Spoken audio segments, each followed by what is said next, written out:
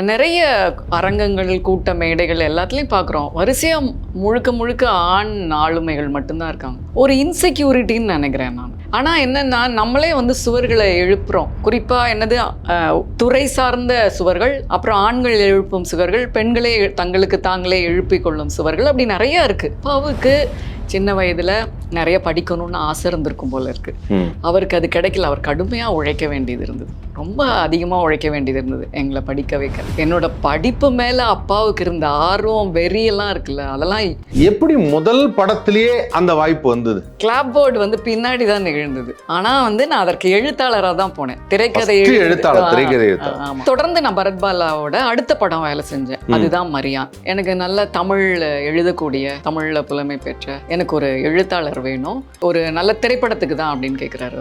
அப்பான்னு வந்து அவங்கள்ட்ட சொல்லியிருக்காங்க, இந்த மாதிரி ரேவதி இருக்காங்க, நீங்கள் அவங்கள மீட் பண்ணுங்க, சென்னையில் தான் இருக்காங்க. அப்படிதான் பரத்பாலாவோட அறிமுகம். திரைக்குறள் நேயர்களுக்கு வணக்கம். எப்பொழுதுமே ஒரு நேர்காணலில் ஒரு சிறப்பான நபரை சந்திப்போம். இந்த முறை வந்து ஒரு பெண் எழுத்தாளர். இவங்க ஒரு எழுத்தாளர் மட்டும் இல்லை, அவங்களுக்கு பல பரிமாணங்கள் உண்டு. அப்படிப்பட்ட பல பரிமாணங்கள் கொண்டு ஒரு வெற்றி பாதையில் நடந்து கொண்டிருக்கும் ஒரு அற்புதமான பெண் எழுத்தாளர், இயக்குனர் குட்டி ரேவதி அவர்களை வரவேற்கிறோம். வணக்கம். வணக்கம். வணக்கம் மாதவன், எப்படி இருக்கீங்க? மிகச்சிறப்பாக இருக்கேன். ஓகே. நான் வந்து அதாவது பொதுவாக எங்கள் திரைக்குறளில் வந்து பெண்களை நேர்காணல் காண்றது அப்படிங்கிறதே ரொம்ப அரிதான ஒரு விஷயமா வச்சுருவோம். ஏன்னா சமயத்தில் வந்து அவங்க எங்களுக்கு வந்து டேட்டு தர்றதில்லை. பட் இருந்தாலும் வந்து என்ன மாதிரி அவங்கள்ட்ட கேள்வி கேட்குறது, ஏதாவது கேட்டால் அவங்க ஏதாவது கோச்சுப்பாங்களோங்கிற ஒரு எண்ணத்துலேயே நான் வந்து ஒரு காம்ப்ளெக்ஸ்லேயே நான் சுற்றிட்டு இருந்தேன்னு வச்சுக்கோங்க. அதுக்கப்புறம் வந்து எங்கள் இதில் மாலதி லக்ஷ்மண் அவங்க வந்து இது வரைக்கும் நேர்காணல் பண்ணியிருந்தேன். அப்புறம் சமீபத்தில் ஒரு கதாநாயகி ஒருத்தவங்களை வந்து பேசினோம். அதுக்கப்புறம் நீங்கள் தான், அதுவும் உங்கள்கிட்ட வந்து எனக்கு பேசணும் அப்படின்னு யோசிச்சப்போ என்ன, அந்த வெவ்வேறு பரிமாணங்கள்னு சொல்லும்போது, ஒரு பெண்ணாக இருந்து அவங்க வந்து ஒரு மீடியா இண்டஸ்ட்ரி அப்படின்னாவே சாதாரணமாகவே வீட்டில் இருக்கவங்க வந்து என்ன சொல்லுவாங்கன்னா, எதுக்குப்பா அந்த வேலைக்கு போகிறேன் அப்படின்வாங்க. அதாவது ஆண்களுக்கே சொல்கிறது. இங்கே ஆண் பெண் ஏன் சொல்கிறேன் அப்படின்னா, பெண்களுக்கு இப்போ தான் கொஞ்சம் கொஞ்சமாக வந்து அவங்களுக்கு கல்வி, அதுக்கப்புறம் வந்து அவங்களுக்கும் சமமான இடம், அப்புறம் அவங்களும் நிறைய வேலைகள் பார்க்குறது, எல்லா தொழிலையும் வந்து அவங்க சமமாக வர்றதுன்னு இப்போ வந்துட்டுருக்காங்க, நிறையா பண்ணுறாங்க. அது மிகப்பெரிய ஒரு மகிழ்ச்சியான ஒரு விஷயம். அப்படி இருக்கக்கூடிய காலகட்டத்தில் வந்து திரைப்படத்துறையில் பெண்கள் உதவி இயக்குநர்களாகவோ, பெண்கள் வந்து லிரிசிஸ்டாவோ அப்படிங்கிறது 1, 2 என்று விரல் விட்டு எண்ணக்கூடிய அளவில் இருந்தது. ஸோ அதில் வந்து நான் லிரிசிஸ்ட் அப்படின்னா தாமரை, அவங்களுக்கு தான் டக்குன்னு மனதில் வர்றது தாமரை. ஒரு பெண் ஒளிப்பதிவாளராக அப்படிங்கும்போது பாக்யராஜ் சார் தான் அறிமுகப்படுத்துறாரு, பிஆர் விஜயலட்சுமி அப்படிங்கிறோம். ஸோ அந்த மாதிரி பெண் இயக்குனர்கள் அப்படின்னா நம்ம பிரியா, அவங்க வந்து பெண் இயக்குனர் அப்படின்னு சொல்லி நிறைய பேர், இந்த மாதிரி வரிசையில் நிறைய பேர் இருக்காங்க, அதுக்கப்புறம் வந்திருக்கிறாங்க அப்போது. ஸோ அந்த வரிசையில் உங்களுடைய பயணம் ஆரம்பிச்சது ஒரு எழுத்தாளராக. முதல்ல எழுத்துக்கள் மீது உங்களுடைய ஆர்வம் எப்படி? நீங்கள் எடுப்பிலேயே நிறைய கான்ட்ரடிக்டரியான விஷயங்களெல்லாம் ஷேர் பண்ணுறீங்க. பெண்கள் இந்த துறைக்கு வர்றது அரிது, கடினம், அது மாதிரியான விஷயம். அப்புறம் ஒரு சமாளிப்பு தான். பெண்களை வந்து இந்த வெளிக்குள்ளே வந்து பார்ப்பது அரிதுன்னு சொல்லும் போதே வந்து என்ன தோணுதுன்னா, நான் உங்களை பர்சனலாக சொல்லலை. நிறைய அரங்கங்கள், கூட்ட மேடைகள் எல்லாத்துலேயும் பார்க்குறோம். வரிசையாக முழுக்க முழுக்க ஆண் ஆளுமைகள் மட்டும்தான் இருக்காங்க. ஒரு இன்செக்யூரிட்டின்னு நினைக்கிறேன் நான். ஏன்னா நீங்கள் பார்த்தீங்கன்னா, இந்தியாவினுடைய சமூக அரசியல் வரலாற்றிலலாம் ஆண்களோடு பெண்களும் படிக்க வந்திருக்காங்க. பெண்கள் தான் கல்வியே கொண்டு போய் சேர்த்துருக்காங்க மூலை முடுக்கெல்லாம். சாவித்ரி பாய் பூலே பற்றி நிறைய பேசுவோம் நம்ம. அவங்க வடக்கிலிருந்து வந்தவர்கள். அவங்க வந்து தெருவாக போய் எல்லாருக்கும் கல்வியை வந்து அவங்க தான் கொடுத்துருக்காங்க. ஒரு காலத்தில் நம்மளுக்கு கல்வி வந்து தட்டில் எப்படி உணவு வந்து சேர்ந்ததோ அது மாதிரி தான் கல்வி வந்து சேர்ந்துருக்கு. இன்னும் சேராத மூலைகள் முடுக்கெல்லாம் இருக்குதுன்னு வச்சுக்கோங்களேன். ஆனால் இந்த ஆண் பெண் பாகுபாடு இருக்கு இல்லையா, அது வந்து ஒரு மாதிரி நம்மளே வலிந்து நிறுத்துறது மாதிரி இருக்குது சில நேரங்கள். அதுவும் இந்த காலகட்டத்தில் இப்போ ஊடகங்களில் வந்து நீங்கள் சொல்கிற மாதிரி நிறைய கேமரா விமன் இருக்காங்க. ஃபௌசியா ஃபாத்திமான்னு ஒருத்தவங்க இருக்காங்க நினைக்கிறேன். அந்த மாதிரி நிறைய பேர் இருக்காங்க. ஆனால் என்னென்னா, நம்மளே வந்து சுவர்களை எழுப்புகிறோம். குறிப்பாக என்னது, துறை சார்ந்த சுவர்கள், அப்புறம் ஆண்கள் எழுப்பும் சுவர்கள், பெண்களே தங்களுக்கு தாங்களே எழுப்பிக் கொள்ளும் சுவர்கள், அப்படி நிறையா இருக்குது. இது எல்லாத்தையும் கடந்து வரும்போது தான் நிறைய சமூக குற்றங்களை வந்து நம்ம தவிர்க்க முடியும், தடுக்க முடியும். இன்றைக்கி நிறைய விஷயங்களை நம்ம கேள்விப்படுறோம். அமெரிக்காவில் இருந்தெல்லாம் எப்ஸ்டைன் விஷயங்கள்லாம் கேள்விப்படுறோம். இதெல்லாம் எப்போ சரியாகும், எப்போ ஒரு பொது பண்பு வரும் அப்படின்னா, பெண்களும் ஆண்களும் ஒன்றாக இயங்கும் போது தான் அதை நம்ம சரி பண்ண முடியும். அப்போ தான் நட்பை கற்றுக்கொள்ள முடியும், தோழமை கற்றுக்கொள்ள முடியும்.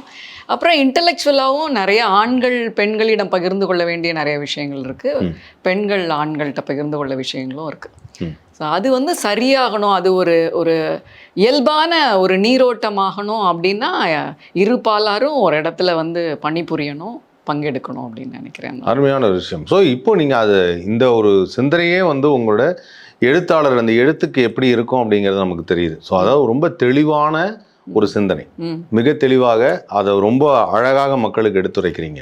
ஸோ அப்படி அந்த உங்கள் எழுத்து ஆர்வம் அப்படிங்கிறது எந்த வயதுலேருந்து உங்களுக்கு ஆரம்பிச்சது இந்த ஆர்வம்? இந்த கேள்வி நீங்கள் முதல்ல கேட்டீங்க, நான் அப்போ திரும்ப நீங்கள் கேட்கவும் தான் நான் பதில் சொல்கிறேன்.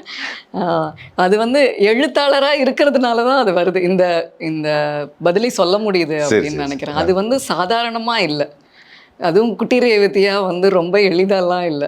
ஒரு 25 ஆண்டுகள் ஆகுது, 25 ஆண்டுகள் முடிஞ்சிருச்சு. ஒரு நவீன கவிஞராக எழுதி இயங்கி இவர்களுக்கு எல்லாம் வந்து கவிதைகளை பகிர்ந்து, அது சார்ந்த செய்திகளை எல்லாம் பகிர்ந்து, ஒரு இயக்கமாக இயங்கி எல்லோரோடும் பழகி, சண்டையிட்டு, நட்பு பாராட்டி, இணக்கமாகி, அப்படியே ஒரு 25 ஆண்டுகள் கடந்து. ஸ்கூல் படிக்கும் போதேவா?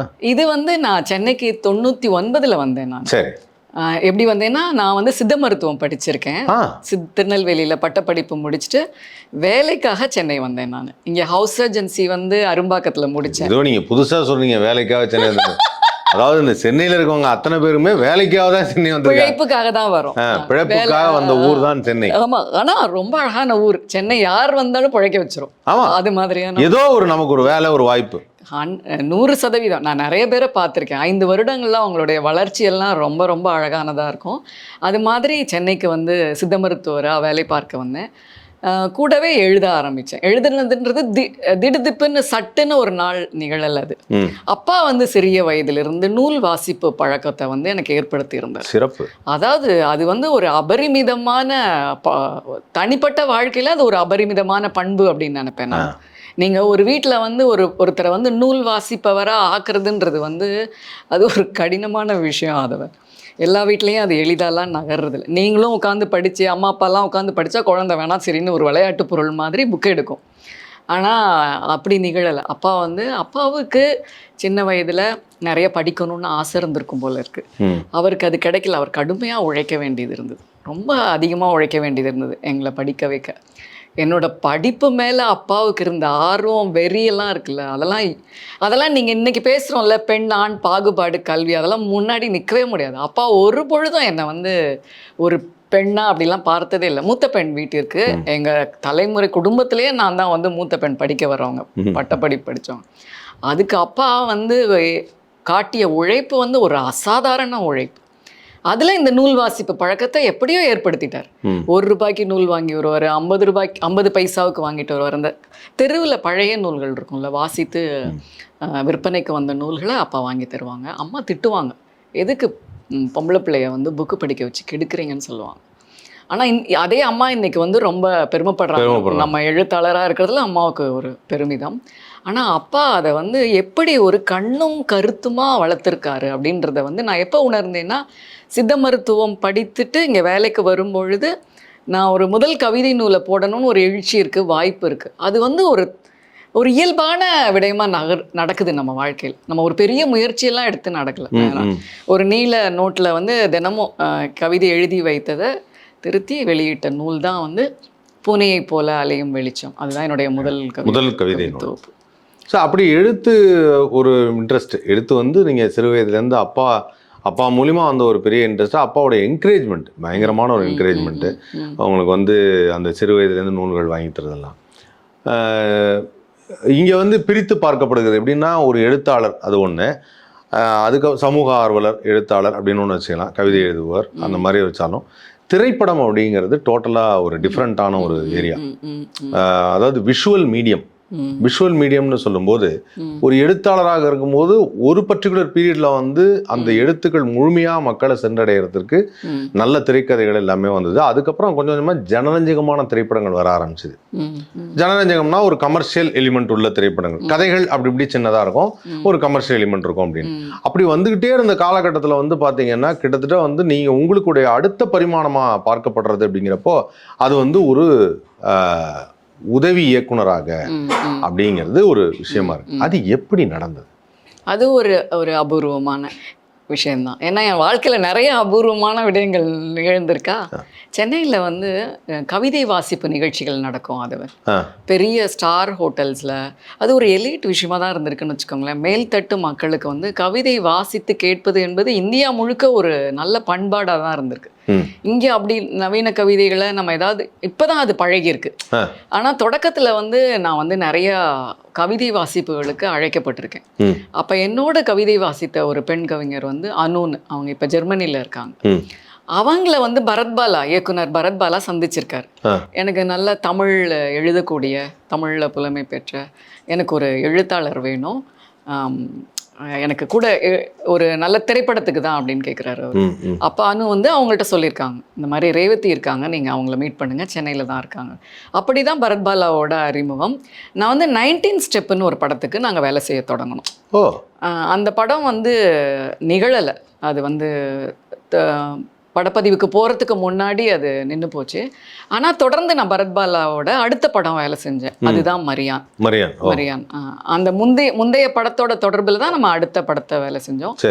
மரியான்ல முழுக்க வேலை செய்கிற ஒரு வாய்ப்பு கிடைச்சது. எப்படின்னா கிளாப்போர்ட் ஆர்டிஸ்டாலேருந்து இருந்திருக்கேன்னு வச்சுக்கோங்களேன். அது ரொம்ப பெரிய விஷயம் தெரியுங்களா? ஒரு உதவி இயக்குனராக நீங்கள் முதல்ல போகும்போது அதில் வந்து சில பேர் வந்து சீனியர் அசிஸ்டன்ட், அசோசியேட் டைரக்டர்ஸ், கோ டைரக்டர்ஸ் அவங்களாம் இருப்பாங்க. அப்புறம் அந்த கிளாப் போர்டு இருக்கு இல்லையா, அந்த கிளாப் போர்டை வச்சுக்கிறதுங்கிறது ஒரு தனி, அது உரிமை. நான் தான் கிளாப்பு அப்படின்னு சொல்கிறது. கிளாப் போர்டு அடிக்கிறதுக்கு மட்டும் ஒரு டெக்னிக்கல் நாலேஜ் வேணும். அதாவது ஒரு கேமராவுக்கு முன்னாடி க்ளோஸ்னா எங்கே, இது ஒரு ஒய்டுனா எங்கே வைக்கணும் அப்படிங்கிறது ஒன்று இருக்குது. அதுக்கப்புறம் அந்த இதெல்லாம் சொன்னாங்க, என் கிளாப் சொல்லுவாங்க. இந்த மாதிரி ஏகப்பட்ட விஷயங்கள் இருக்குது. எப்படி முதல் படத்திலேயே அந்த வாய்ப்பு வந்தது? கிளாப் போர்டு வந்து பின்னாடி தான் நிகழ்ந்தது. ஆனால் வந்து நான் அதற்கு எழுத்தாளராக தான் போனேன். திரைக்கதை எழுத்தாளர். ஆனால் பரத்பாலா வந்து ஒரு நிறைய விளம்பர படங்கள் எடுத்து அவருடைய ஜானர் ஸ்டைல் எல்லாமே வேற. எனக்கு அப்படி இந்த இரு துருவங்கள்னு வாங்கல்ல, அது மாதிரி என்னன்னா பரத்பாலாங்கிறவர் ஒரு விளம்பர படம் எடுக்கிறவர் தமிழ் மீது ஆர்வமா இருக்காருன்னு எனக்கு தமிழரா? ஆமா, தமிழர். ஆனா அவருக்கு இதே மாதிரி வந்து கதை கட்டுரைகள்லாம் எழுதுறதுலாம் அவருக்கு பயங்கர இன்ட்ரெஸ்டா இருக்கு. அவர் வந்து ஆங்கிலம் தான் தெரியும் அவருக்கு. அதான் கேட்டேன், அது அவருக்கு ஆங்கிலம் தெரியும். இந்த பக்கம் நீங்க அப்புறம் தமிழ் பேச கத்துக்கிட்டாரு நம்மள்ட்ட ரொம்ப ஆர்வமா. அதாவது தமிழ் மேல அவருக்கு கடுமையான ஆர்வம் இருந்தது. ஆனா அதுக்கு வாய்ப்பு இல்லாம இருந்திருக்கு. இந்த படத்தின் வழியா அவர் வந்து தமிழ் பேசுவார், சில வாசிப்பார், சில விஷயங்கள்லாம் செய்வார். ஸோ அதெல்லாமே பண்ணுவார். ஸோ அப்படி ஒரு அந்த இடத்துல போயிட்டு நீங்கள் அந்த அட்மாஸ்பியர் நீங்கள் ஒர்க் பண்ணும்போது, ஒரு எழுத்தாளராக ஒர்க் பண்ணும்போது, இதுக்கு நடுவில் எனக்கு ஒரு கேள்வி இருந்தது. இந்த பெயருக்கான காரணம்? குட்டி ரேவதி. ரேவதி எங்களுக்கு தெரியும், ரேவதி பேர் அது ஒரு நட்சத்திரத்தின் பேர்னு வேறு சொல்லுவாங்க. சரி, குட்டி ரேவதி. சரி, நீங்கள் வந்து வீட்டில் வந்து ஒரு நான் தான் சார் கடைக்குட்டி அப்படின்னா கூட பரவாயில்ல. இல்லை, மூத்த பொண்ணுங்கன்றீங்க. நான் மூத்த பொண்ணு குட்டி ரேவதின்னு வச்சுருக்கேன், ஏன் வச்சுருக்கிறாங்க அப்படிங்கிறத யோசிச்சு. என்ன அதற்கான காரணம்? இது நீங்கள் வீட்டில் வச்சதா இல்லை உங்களுடைய புனை பெயரா? இல்லவே இல்லை, அது வீட்டு. அதாவது அப்பொழுது நான் எழுத வந்த பொழுது நிறைய பேர் வந்து ரேவதின்ற பெயரில் எழுதிட்டு இருந்தாங்க. ஜேர்னலிசம் ஃபீல்டில், சினிமாவில். அதுலேயும் ஒரு ஆண் எழுத்தாளர் சிறுவர் மணியில் ரேவதின்ற பேரில் எழுதிட்டு இருந்தார். அப்போ நமக்கு அப்போல்லாம் வந்து இன்டர்நெட் கிடையாது இல்லையா, இணையமெல்லாம் கிடையாது. நம்ம வந்து பத்திரிகைகளில் நம்ம கவிதை வந்தால் பாராட்டுவாங்க, கூப்பிட்டு பேசுவாங்க இல்லையா. அப்போ உடனே அழைப்பெல்லாம் மாறி மாறி போயிடும். அந்த ரேவதிக்கு போயிடும், இந்த ரேவதிக்கு போயிடும். அப்போ ஒரு தோழி வந்து சொன்னாங்க, நீங்கள் உங்கள் பெயரை வந்து ஏதாவது குறிப்பிட்ட பெயராக வச்சுக்கோங்க அப்படின்னு சொன்னாங்க. என்னுடைய பெயர் வந்து ரேவதி சியம்பலிங்கம், அப்பா பேர் சியம்பலிங்கம். அப்புறம் இந்த எழுத்துக்காக நான் குட்டி ரேவதின்னு வச்சு, ஏன்னா ரேவதியை இழக்க விரும்பலை, அதனால குட்டி ரேவதி. குட்டி ரேவதி. ஆனால் இந்த புனைப்பெயருங்கும் போது நான் நிறைய தடவை யோசிச்சிருக்கேன், மற்ற எழுத்தாளர் நிறைய கேட்டதில்லை, ஏன் ஆண் எழுத்தாளர்கள் வந்து ஒரு பெண்ணுடைய பெயரை புனைப்பெயராக வச்சுக்கிறாங்க அப்படின்னு நிறைய பேர் வச்சிருக்கிறாங்க. சுஜாதாவே எழுத்தாளர் அதான் சொல்லணும், எழுத்தாளர் சுஜாதாவே வந்து சுஜாதான்னு பேர் வச்சிருக்காரு அப்படின்னு யோசிச்சேன். ஒருவேளை அதுதான் காரணமா பின்னாடி வரக்கூடிய எழுத்தாளர்கள்லாம் அவரை போல நம்மளும் ஒரு பெண் பேரை வச்சுக்கலாமே அப்படிங்கிறது, அந்த மாதிரி ஏதாவது இருக்கா தெரியல, ஏதோ பேருக்குள்ள பின்னாடி போய் மறைந்து கொள்வதில் ஏதோ இருக்குன்னு நினைக்கிறேன், ஒரு மர்மமான விஷயம் இருக்கு.